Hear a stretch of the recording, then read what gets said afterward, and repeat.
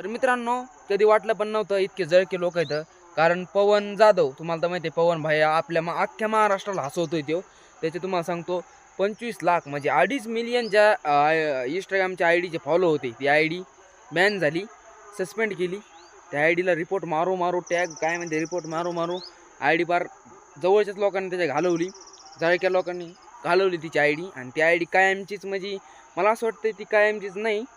कारण पवन भैया मनापासून मेहनत करीत होता आणि ती आय डी 101% म्हणजे 1001% ती आय डी त्याला वापस येणार म्हणजे येणार.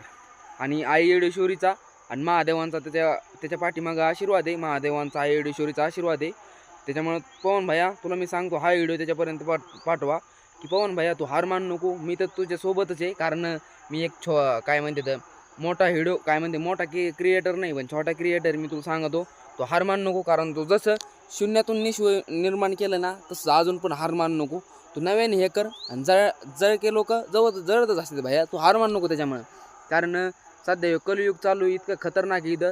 कारण जवळची सकट तुम्हाला सांगतो गद्दार निघत आहेत एवढं मी सांगतो. कारण माझी कोणी सांगणार नाही, माझी 2000 फॉलो इंस्टाला तर माझे मला यूज चांगले येते, भरपूर येतात व्ह्यूज.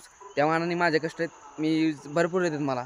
माझीच काही जळक्या लोकांनी तुम्हाला सांगतो 15 दिवसापूर्वी माझ्या आय डीला रिपोर्ट मारली होती. पण मी काहीतरी करू ती आय डी रिटर्न केली.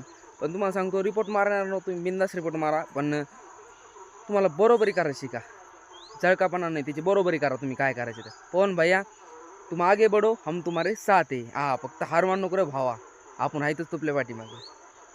चला बाय मित्रांनो, भेटू नंतर.